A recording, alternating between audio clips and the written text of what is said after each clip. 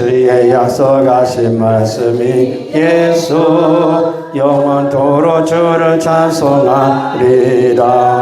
소리 높여 주께 영광 돌리며 약속 믿고 굳게 서리라. 굳게 서리 영원하신 말씀 위에 굳게 서리 굳게 서리 그 말씀 위에 굳게 서리라. 주의 약속하신 말씀이 예수 세상 염려 내게 은습할 때에 말씀으로 힘써서 이기며 약속 믿고 굳게 서리라.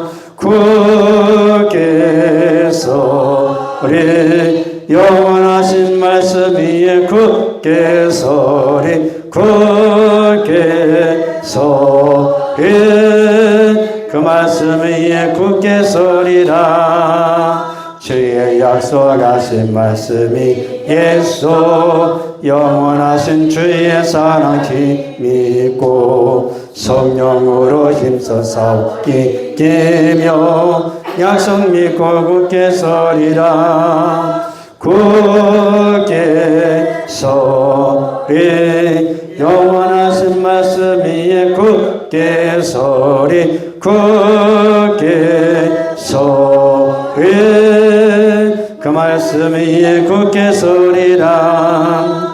주의 약속하신 말씀이 예수 성령 인도하는 대로 행하며 주님 품에 항상 안시고 뜨며 약속 믿고 굳게 서리라. 굳게 서리 영원하신 주의 굳게 서리 굳게 서리 그 말씀 위에 굳게 서리라. 잠언 29장 25절에 보면 사람을 두려워하면 올무에 걸리거니와 여호와를 의지하는 자는 안전하리라. 우리는 거짓과 사악과 학대가 만연한 세상에 살고 있어요. 세계 도처에서 도사리고 있는 시험과 악의 덫에 빠지지 않기 위해서 조심해야 돼요. 왜냐? 덫에 걸리면 위험하기 때문에. 그래서 덫은 자기 마음 안에도 있고 또 일부 사람들을 통해서 오기도 하고. 근데 더 무서운 거는 사람을 통해서 오는 것도 무섭지만 자기 안에 자기 스스로 갇혀있는 덫은 더 무섭다고 볼 수가 있어요. 부정적인 사람들은 그 부정적인 덫에 걸려있기 때문에 항상 힘들다, 어렵다 이런 일들을 평생 입에 달고 살아서 그들의 삶은 부러지지를 않아요. 왜? 그 말에 자기가 걸려 있기 때문에. 그래서 믿음의 사람들은 주님이 부정적으로 말씀하신 것이 아니라 자기에게 찾아오는 모든 사람들에게는 주님은 소망을 주시는 분이고 그들에게 위대한 약속을 주시는 분이기 때문에 그 주님을 닮는 사람들은 남을 소망을 심어주고 남에게 빛을 심어주고 남에게 긍정적인 축복을 하게 되는 거예요. 사람은 태어나면서부터 부정적인 사람이 있어요. 또 사람은 환경에 의해서 부정적인 환경에서 자라다 보니까 부정적인 사람이 있어요. 예수 믿으면 편해요. 믿으시면 하면. 저는 부정적인 사람이에요. 그렇지만 사역을 할 때는 절대로 부정적이진 않아요. 왜냐? 하나님이 좋은 말씀들을 주시기 때문에. 그래서 여러분들의 입술이 힘들다, 어렵다 그러는 말들보다도 소망의 말을 장래 희망에 대해서 그렇게 말할 수 있는 사람이 돼야 돼요. 미움의 덫에 걸려있는 사람들은 심성이 파괴되어지고, 미움은 살인과 연결이 되어 있거든요. 왜냐하면 요한일서 3장 14절에서 16절에 보면 우리를 향해서 하시는 말씀이 서로 사랑하라 그래요. 근데 미워하면, 형제를 미워하면 생명이 들어가지 못한다 그래요. 왜? 미움은 살인이라고 정확하게 정의를 해버렸거든요. 그래서 우리는 미움의 덫에 걸려있으면 힘들어요. 예사가 자기 동생이 자기 축복을 가로챈으로 인해서 평생 미움의 덫에 걸려 있었지만, 그러나 야곱을 만남으로 인해서 그의 믿음의 덫이 거기서 화해를 이름으로 말미암아 회방되어지고 좋은 관계가 이루어지는 것이 성경에서 우리에게 가르쳐주고 있어요. 권력의 덫에 걸려있는 사람들은 역시 그들은 거짓말의 영에 사로잡히기 아주 쉬운 존재가 권력의 덫에 걸려 있는 사람들이거든요. 그들은 자기들의 욕심을 기르기 위해서 수단과 방법을 다 동원하거든요. 이런 사람들은 특별히 뭐예요? 완전히 거짓의 아비에 사로잡혀서 거짓말을 입에 달고 사는 사람들이에요. 아비멜렉이 자기가 왕이 되기 위하여, 아비멜렉은 누구 아들이에요? 기드온의 아들이에요. 자기 형제 70명을 한 자리에서 다 죽여요. 엄청난 사건이잖아요. 자기 형제들을 한 사람도 남기지 않고 다 죽여요. 그러나 주님은 그 역사를 이루기 위해서 반드시 여러분 한 사람을 살리는 역사가 종종 여러분들이 드라마를 사극을 보게 되면 여러분들이 그거를 알게 돼요. 요담은 살아남았거든요. 또 사울 왕도 권력의 덫에 그가 휘말려 들어가서 사실은 자기 스스로 갇힌 거예요. 그래서 다윗을 잡아 죽이려고 늘 다윗을 쫓아 살았고, 그 다윗에게 성소 안에 있는 떡을 그리고 골리앗이 남긴 칼을 다윗에게 주었다는 명분 때문에 여러분 하나님의 기름 부음 받은 사람을 다른 사람이 다 죽이기를 꺼려하는데도 불구하고 사울은 서슴지 않았어요. 도액이라는 신하를 통해서 여러분 85명을 한 자리에서 다 죽일 뿐만 아니라 말씀을 떠나면 얼마나 악독하고 얼마나 난폭하고 얼마나 잔인한 사람이 될 수 있는가를 보여주는 사람이 사울이거든요. 제사장이 사는 성읍의 어린아이들까지, 심지어는 젖먹이 아이들까지 전부 다 죽였어요. 죄 없는 사람들을. 아히멜렉이 죄를 지어서 죽임을 당한 것이 아니라 단순히 다윗에게 떡을 쥐고 골리앗에 칼을 주었다는 한 가지 때문에. 왜 그랬을까요?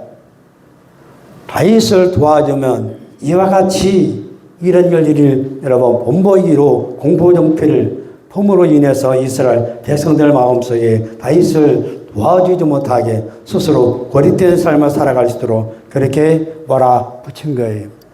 말씀을 떠나면 사람은 악독에 빠질 수 있고, 말씀을 떠나면 사람은 잔인할 수 있고, 말씀을 떠나면 사람은 난폭한 사람이 될 수 있어요. 사울이 이 당시 처음부터 그런 사람이 아니에요. 사울이 처음 출발은 아름답게 출발한 사람이에요.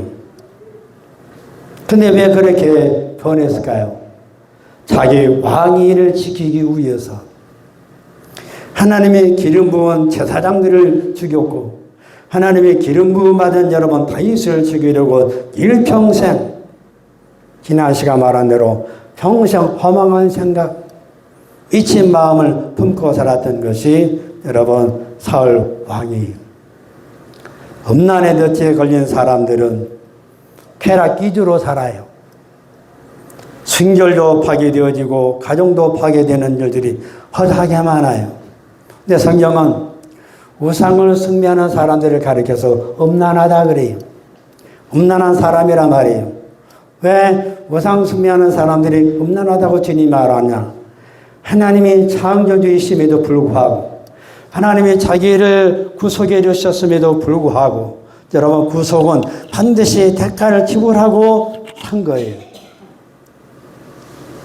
그럼에도 피조물이 불과한 존재들을 여러분 하나님을 버리고 그들을 섬기니까 하나님은 질투의 하나님이시라 그들이 하나님의 진노를 받을 수밖에 없는 것이고 자기 예의 덫에 걸려 있는 사람들은 자기 안에 갇혀서 있기 때문에 이 사람들은 쉽게 남을 판단하고 비판하고 정죄하기 아주 쉬워요. 왜냐? 다른 사람들보다 자기가 더 의롭다고 믿기 때문에. 성경 로마서 3장 10절은 유명합니다. 반드시 사도 바울이 모든 사람들을 향해서 모든 크리스찬들을 향해서 하는 말이 의인은 없나니 한 사람도 없다. 의인은 누가 되느냐? 예수를 신실하게 믿는 사람들이 예수의 의를 통해서 그 믿었으니까 예수의 의가 그 사람 속에 들어감으로 인해서 의롭다 하나님이 인정해 주시는 거예요. 여러분 자기 예의 덫에서 여러분들이 해방되셔야 돼요. 자기 예의 덫에 걸리면 자기밖에 몰라요. 여러분 진짜 물질의 덫에 걸리는 사람은 비정상적인 삶을 살아갈 수밖에 없고 심지어는 도박하기도 하고 이 덫에 빠지면 자기만 힘들 뿐만 아니라 다른 사람들에게까지 여러분 막대한 피해를 보게 되고 그래서 여러분들에게 바라는 거예요. 어떠한 일이 있더라도 남의 빚에 보용되는 사람이 되지만 그러면 자기가 스스로 그 울무에 걸려서 그 덫에 걸려서 자기 스스로가 고통당하는 날이 오는 거예요. 가장 무서운 덫이 뭔지 아십니까? 사람이 덫입니다. 오늘 제목이 사람이 덫이에요. 마태복음 24장 5절에서 예수님이 생명을 노략질하는 사람들을 여러분 조심하라. 그들의 유혹을 받지 마라. 주님이 여러분 경계령을 내린 거예요. 그래서 이단들을 여러분들이 경계하셔야 돼요. 성경은 뭐라고 말하느냐? 그들이 오면 집안에 들이지도 말고 그들이 오면 서로 인사도 하지 말라 말이에요. 왜? 나도 전염될 수 있으니까.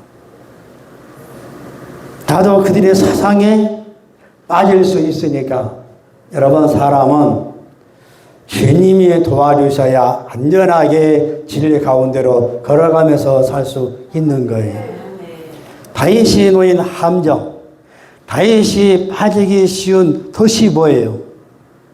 일평생 사울 왕이 다윗을 잡아 죽이려고 했으니까 여러분 그는 걸리면 죽는 거예요.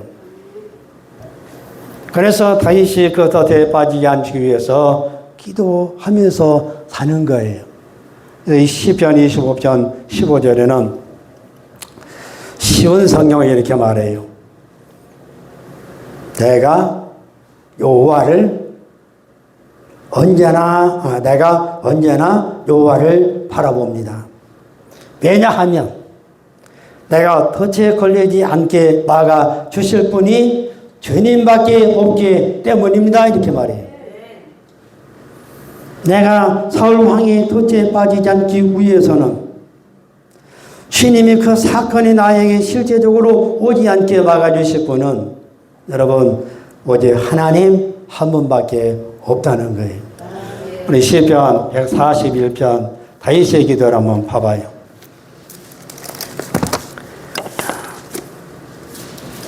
8절 보면 주 여호와여 내 눈이 주께 향하며 내가 주께 피하오니 내 영혼을 빈궁한 대로 버려두지 마옵소서. 나를 지키사 저희가 나를 잡으려고 놓은 올무와 행악자의 함정에 벗어나게 하옵소서. 악인은 자기 그물에 걸리게 하시고 나는 온전히 변하게 하소서. 다윗이 사울의 덫에 빠지지 않기 위해서 그렇게 기도하고 산 거예요. 그러면 우리가 덫에 걸리지 않게 하려면 오늘 두 가지만 말씀드리는데, 하나가 뭐냐? 여러분 잠언 29장 25절에도 나오잖아요. 사람을 두려워하면 그 사람은 여러분 덫에 걸리기 쉽다. 그러나 하나님을 의지하는 자, 여호와를 의지하는 자는 여보세요, 안전하리라. 하나님을 의지하면 안전하리라 그래요. 그럼 하나님을 의지하는 것이 뭐예요? 다시 말하면 나는 언제나 하나님을 바라봅니다. 그게 하나님을 의지하기 때문에 하나님을 바라보는 거예요. 그래서 내가 언제나 여호와를 바라봅니다. 그럼 사랑이라는 것은 뭐예요? 사랑은 상대방을 사랑하게 되면 보고 또 보고예요. 미워하면 보고 또 보고가 안 돼요. 같이 있기도 싫어요. 그러나 사랑하면 같이 보고 또 같이 곁에 있고 싶고, 그러니까 언제나 주님을 바라봅니다 그래요. 왜냐하면 이렇게 나오잖아요. 나를 그 사울 왕의 덫에 빠지지 않게 막아주실 분은 오직 한 분, 하나님밖에 없다고 말하는 거예요.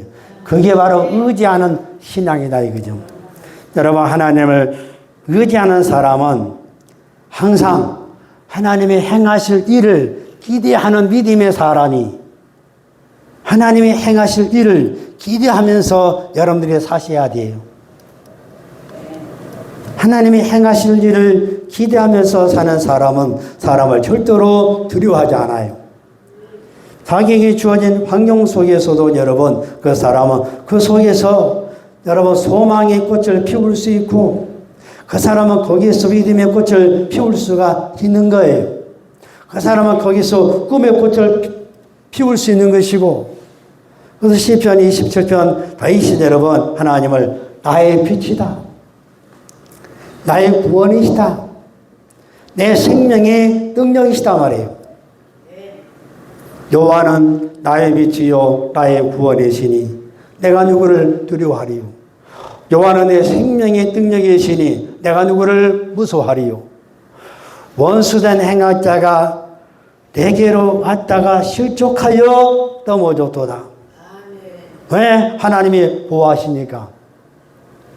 군대가 일어나 나를 대적하여 진칠지라도 나의 마음은 두렵지 아니하며, 전쟁이 일어나 나를 치료할지라도 나는 오히려 안연하리로다. 안연이 뭐예요? 평안하고 안정된 것을 안연이라 그래요. 그럼 다윗은 그렇게 전쟁이 일어나 나를 치료해도 나는 안연하다. 나는 평안하고 안정되게 산다. 군대가 진격해와서 나를 정복하려고, 나를 넘어뜨리려고 해도 나는 내 마음이 두렵지 아니한다. 왜? 하나님이 나의 빛이 되시고, 하나님이 나의 구원자가 되시고, 하나님이 나의 생명의 능력이 되시기 때문에. 그런 상황 속에서 다윗이 오직 하나, 내가 여호와께 청하였던 한 가지 일, 그것을 내가 구하리니 나로 내 성전의 여호와의 집에 거하여 여호와의 아름다움을 앙망하며 그 전에서 사모하게 하실 것이라. 이게 시편 27편 1절에서 4절까지 나오는 거예요. 하나님의 행하실 일을 기대한다.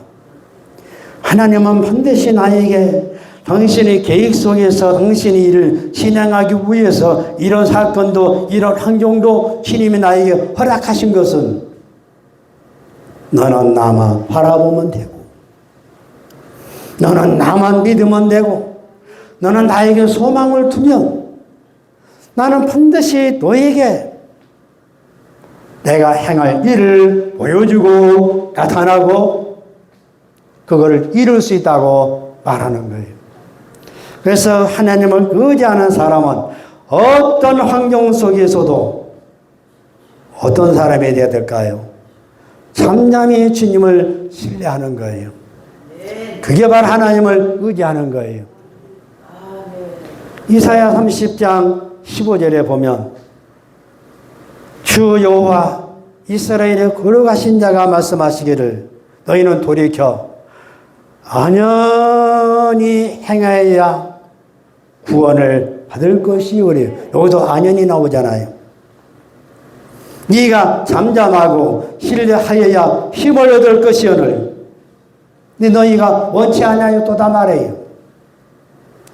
조급하다고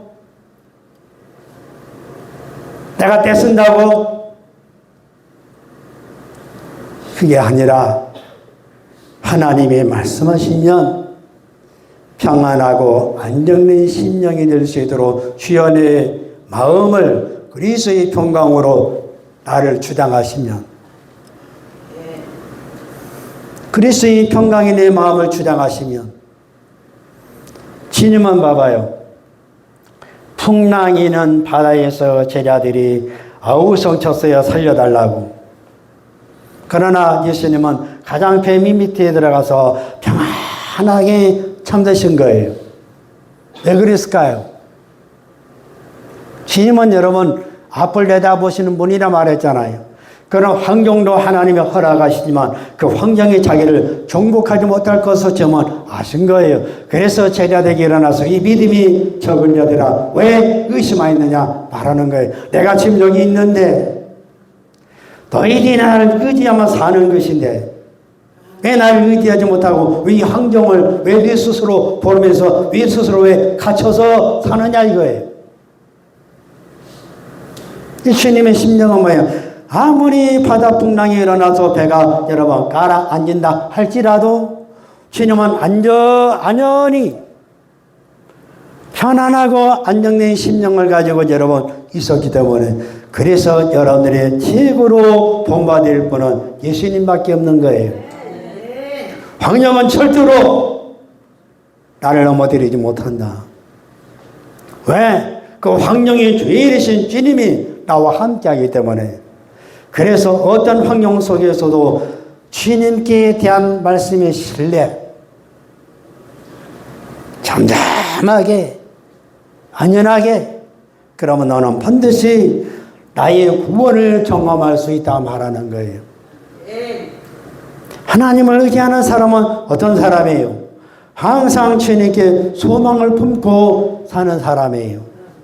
그래서 시편 71편 14절에 나는 항상 소망을 품고 주를 더욱 찬송하리이다. 여러분 시편 62편 5절 8절은 많이 들어보셨잖아요. 내 영혼아 잠잠히 하나님만 바라라. 자 봐요. 하나님을 의지하는 사람은 하나님께 대한 기대가 있어요. 그러면 어떻게 되는 거예요? 그분을 바라보는 거예요. 내 영혼아 잠잠히 요동치지 말고 기도는 소리 없이 기도할 수 있고 속삭이면서 기도할 수 있고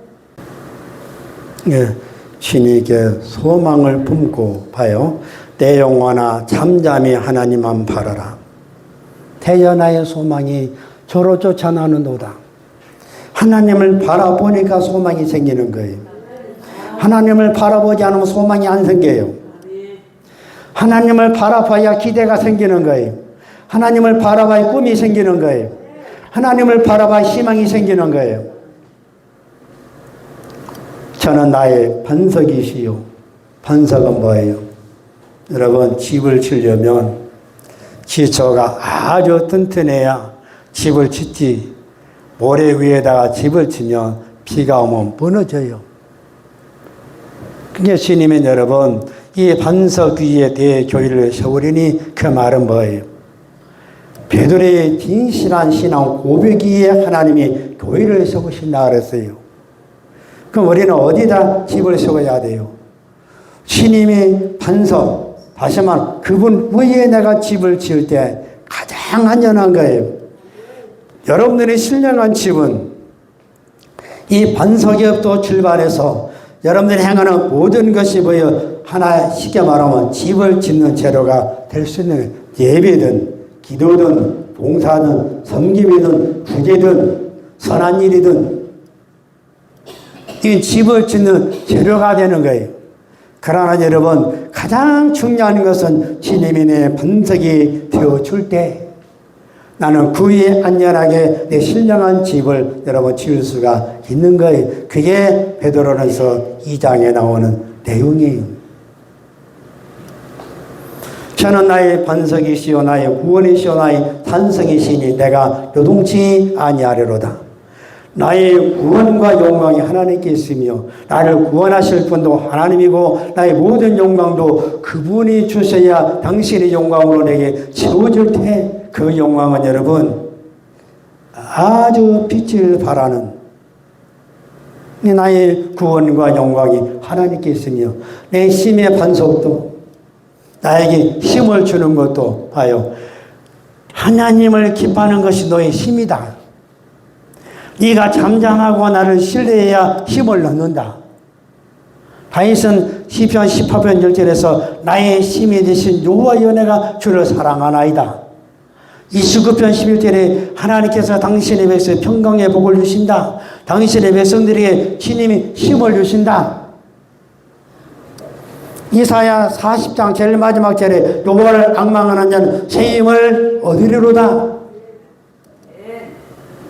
이 힘은 누구로부터 오는 거예요? 그분으로부터 주님으로부터 우리에게 오는 거예요. 아무리 피곤해도 이거 경험해요.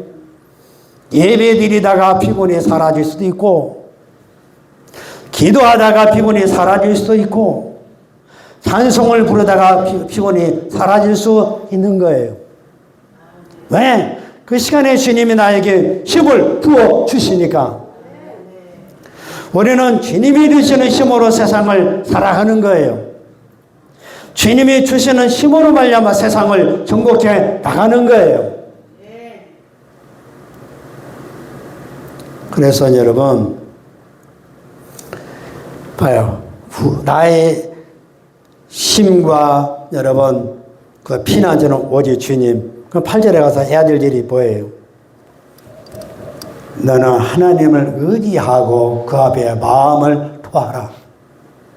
그리하면 여러분 진실로 우리에게 피난처는 오직 한 번 예수님밖에 없다고 말하는 거예요. 하나님 한 분밖에 없다고 말하는 거예요. 하나님을 의지한다. 그 주님을 바라보는 거예요. 주님께 여러분 소망을 두고 주님께 기대를 걸고 주님께 여러분 바라보면서 그분을 어떻게 해야 돼요? 신뢰하면서 살아야 돼요. 이게 바로 하나님을 의지하는 방법이다 이거죠. 두 번째는 내가 덫에 걸리지 아니하려면 내 걸음을 말씀 위에 굳게 세우고 아무 제약도 나를 주장치 못하게 하소서. 시편 119편 시인이 하나님 앞에 그렇게 기도하고 있어요. 나의 행보를 말씀에 굳게 세우시고 아무 제약도 나를 주장치 못하게 하소서. 그럼 행보는 뭐예요? 나의 걸음. 나의 걸음. 내가 여러분 이렇게 걸어 다니는 이 걸음. 이게 제약된 길로 가지 아니하고 어려운 길로 걸어가고 올바른 길로 걸어가고 생명의 길로 걸어가고 주의 영광의 길로 걸어가고 내 걸음을 주의 말씀에 굳게 세우고 아무 제약도 나를 주장치 못하게 하소서. 그러면 나의 걸음을 주의 말씀에 굳게 세우면 아까 여러분들이 찬송가 399장을 불렀잖아요.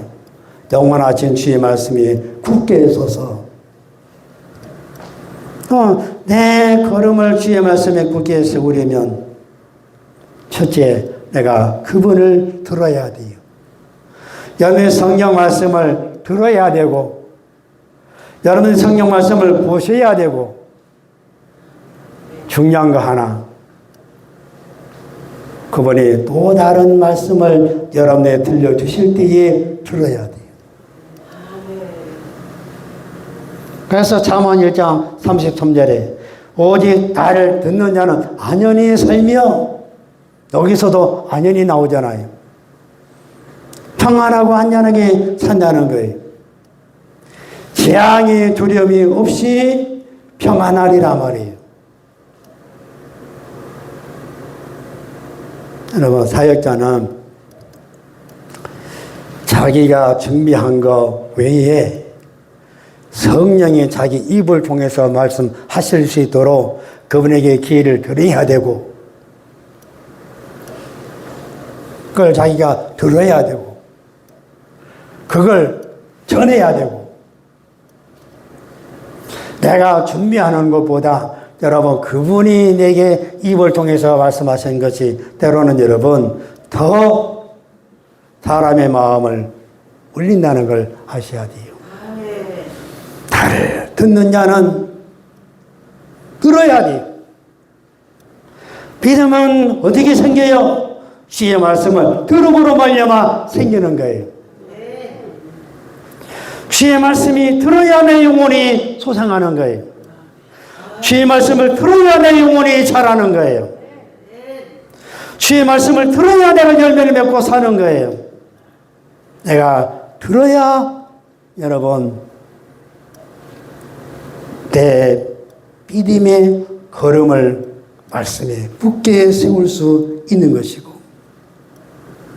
여러분 우리가 이 주의 말씀을 굳게 드리려면, 굳게 세우려면 내 걸음을 시편 119편 105절에 보면 주의 말씀은 내 발의 등이요 내 길이 빛이니이다. 여러분들이 주의 말씀의 인도를 받아야 여러분들의 걸음이 주의 말씀에 굳게 세워질 수 있다는 거예요. 예, 여러분 말씀이 여러분의 삶을 인도하는 거예요. 가장 중요한 것은 여러분이 말씀이 생명의 길로 나를 인도하는 거예요. 이 말씀이 여러분 나로 하여금 그분의 의를 이룰 수 있도록 영광의 길로 인도하는 거예요. 말씀의 인도를 받아야 여러분의 삶에서 열매를 맺고 살아요. 여러분 내가 주의 말씀이 굳게 세우려면 주의 말씀을 사랑하는 자가 돼야 돼요. 자, 성경을 여러분들이 말씀을 사랑한다고 해봐요. 그러면 말씀을 보는 사람이 될까요? 저는 확실히 말합니다.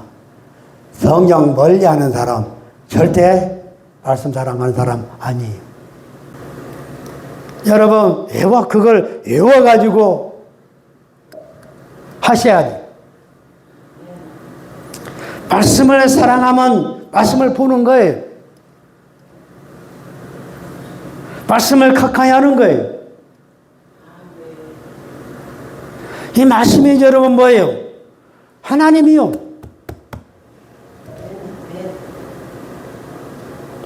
믿음을 떠나버리면 아무것도 아니지만 여러분들이 하나님 앞에 어떻게 살아야 되는가를 여러분 가르쳐 준 책이 바로 이 하나님의 말씀이요.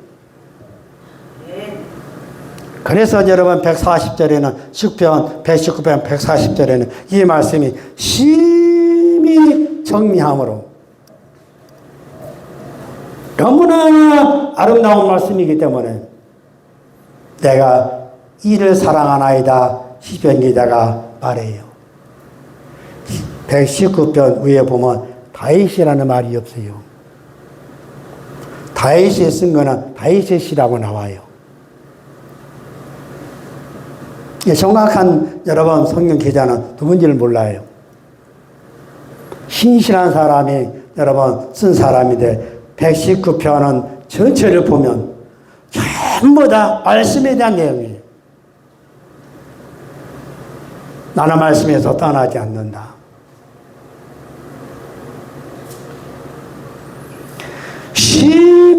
이 정미가 너무나 아름다움으로 여러분들이 아름다운 이야기가 있네. 3절은 이렇게 사람들이 이해할 수 없는 이거를 딱 빼버리고 아름다운 이야기가 있네.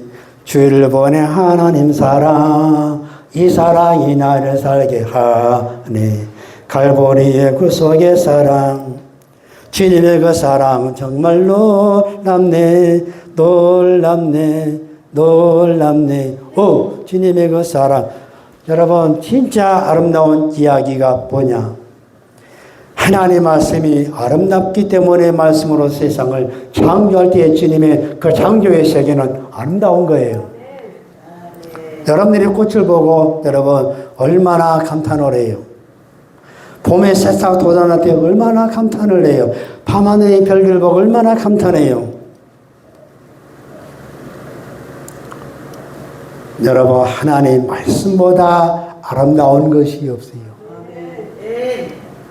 네, 그분 자신이 아름다운 분이시기 때문에.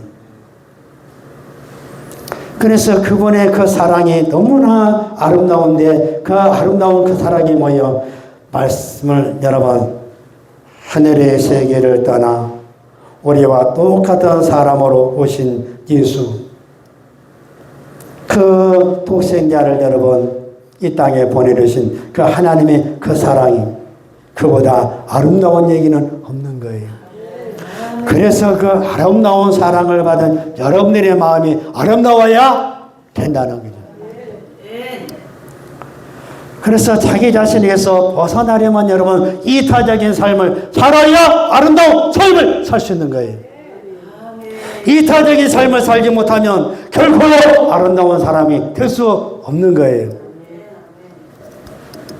여러분, 어느 정도까지 이 말씀을 여러분 시편 기자가 말을 하느냐?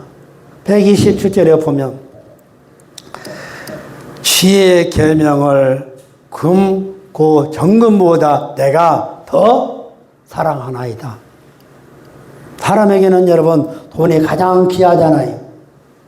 그러면 돈으로 볼 수 있으니까 요즘에 여러분 금값이 엄청 뛰어나가지고 옛날에 한 20돈만 사놨으면 그렇게 여러분 금보다 더 귀한 것이 하나님 말씀이고 그래서 여러분 세상 어떤 것보다도 여러분 예수보다 귀한 분은 없는 거예요. 여러분들이 누리는 영생이라고 하는 것은 여러분 그 영생은 그 어떤 것과 바꿀 수 없는 거예요. 하나님의 사랑이 얼마나 아름다우면 여러분 금고 정금보다 내가 더 사랑한다 말이에요. 그뿐만 아니라 여러분 143편 6절에 보니까 주를 향하여 손을 펴고 내 영혼이 마른 땅같이 주를 사모하나이다. 마른 땅은 뭐예요? 오로지 비만 내리기를 소원하는 거예요. 여러분들의 마음이 마른 땅같이 오직 하나님만을 바라는 여러분 그런 갈급한 심령이 돼야 주님은 여러분 그 갈급한 사람을 찾아오시는 분이에요. 여러분 이사야 32장 17절에 보면 하나님이 우리에게 뭐를 주기를 원하시냐? 영원한 평안과 안전을 주기를 원하시는데 그래서 의의 공연은 화평이요 의의 결과는 영원한 평안과 안전이니라. 예수님이 십자가에서 죽으심으로 말미암아 그분은 우리의 화평이 되셨어요. 우리와 하나님과의 답이 깨끗하게 여러분 사라져버렸어요. 믿으시면 아멘. 그리고 여러분 우리에게 하나님과의 친밀한 관계 속에서 살아갈 수 있도록 그 은혜를 베풀어 주신 거예요. 예수는 우리의 영원한 화평이에요. 그 화평으로 인해서 주님이 이루신 것이 뭐냐? 우리에게 예수만 믿으면 여러분들이 천국에서 영원한 평안과 안전을 누리면서 살 수 있다는 거예요. 그게 이사야 32장 17절 말씀이에요. 의의 공연은 화평이요 예수가 십자가에서 죽으심으로 그분은 우리의 화평이 되신 거예요. 그분을 믿음으로 말미암아 우리가 영원한 천국에서 영원한 평안과 안전을 누리면서 살아가는 사람이에요. 그래서 기도하셔야 돼. 하나님, 내가 사람들의 덫에 걸리지 않도록 나를 지켜주시고 나를 막아주시라고. 다윗의 이 기도가 있었기 때문에 여러분, 그는 살인죄를 저지를 수 있는 그 찰나에 하나님이 아비가일을 통해서 여러분 그 사건을 딱 주님이 막아주심으로 말미암아 그가 나중에 여러분 왕이 되었을 때에 나발의 모든 남자들을 다 죽였으면 여러분 큰 노점을 남길 수밖에 없는데 아비가일 한 여인을 통해서 그 사건을 주님이 막아주심으로 여러분 그것까지도 주님이 막아주신 거예요.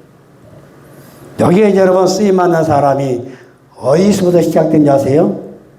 어린 소년을 통해서 이루어진 거예요. 왜냐? 다윗이 나발이 엄청난 부자이기 때문에 양털을 깎는다는 소문을 듣고 사람을 보내서 여러분 도움을 요청했는데 여러분 나발이 다윗을 조롱했어요. 그래서 그 소식을 들은 다윗이 여러분 그 나발의 모든 남자들을 다 죽이려고 칼을 차고 400명이 그 집을 향해서 가는 거예요. 이 소식을 여러분 어린 소년이 나발의 아내 아비가일에게 함으로 인해서 우리가 들에 있어서 양을 칠 때에 그들이 우리와 함께 있으므로 그들이 우리의 담이 되었나이다. 사무엘상 25장 16절에 그렇게 나와요. 그들이 우리의 담이 되었나이다. 여기서 여러분 서로가 담이 되어지면 여러분 가정의 부모가 자녀들이 울타리가 되어주듯 여러분들이 서로가 울타리가 되어주면 서로 안전하게 믿음의 삶을 살아갈 수 있다는 거예요. 담벽 아시잖아요. 도적이 침입에 들어오지 못하도록 막는 거 울타리라 하기도 하고. 해봐서 울타리,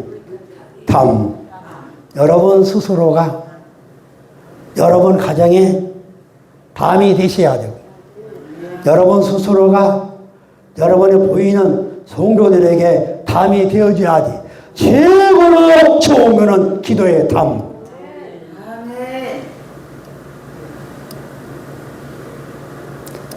여러분 소년이 말하자면 우리가 들에서 양을 칠 때에 다윗의 일행이 우리와 함께 있어서 밤낮으로 그들이 우리의 담이 되어줌으로 인해서 우리가 도적이 들어와서 침입에 갈 수도 없고 다른 사람이 들어올 수 없고. 왜? 다윗이 여러분 600명의 사람들을 거느고 있었기 때문에. 여러분 부모는 최고로 잘하는 것이 뭐냐? 자녀들이 울타리가 되어주는 것. 목회자가 최고로 잘하는 것이 뭐냐? 성도들이 울타리가 되어주는 것. 성도들이 제일 잘하는 것이 뭐냐? 여러분 담임을 위해서 울타리를 쳐주는 것. 성도가 잘하는 것이 뭐냐? 여러분들 가까이 있는 사람들 스스로 담이 되어져서 조건이 뒤로 오지 못하도록 지켜주는 것. 담은 지켜주는 걸 말하는 거예요. 이 은혜가 여러분의 있기를 주의 이름으로 축원합니다. 주님은 우리에게 죄와 사망의 덫에서 우리를 해방시켜서 영원한 평안과 영원한 안전, 저 천국이 여러분 우리 앞에 기다리고 있음으로는 할렐루야 할 수 있는 거예요. 예수 믿는 사람들은 뭐예요? 불신의 덫에 걸려서 저들 스스로가 여러분 지옥의 영원한 고통을 맛보면서 살아가는 그 지옥이 그들 앞에 기다리고 있다는 거. 여러분 그들도 지옥이 기다리고 있고 우리도 천국이 기다리고 있어요. 그들은 고통이 기다리고 있고 우리는 여러분 영원한 행복, 우리는 영원한 평안, 영원한 안전이 우리 앞에 기다리고 있어요. 그래서 예수가 아름다운 분이고 하나님의 사랑이 아름다운 거예요.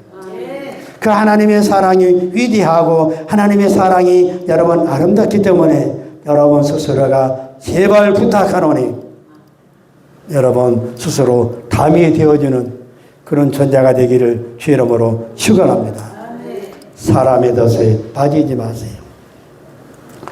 하나님 우리 아버지 감사합니다. 우리를 긍휼히 여겨주시고 죄와 사망의 덫에서 우리를 구원하사 영원한 안녕과 영원한 평안을 주시기 위한 천국이 우리 앞에 기다리고 있사오니 주여 저 천국을 향하여 달려갈 수 있도록 도와주시옵소서. 예수님의 이름으로 기도합나이다. 아멘.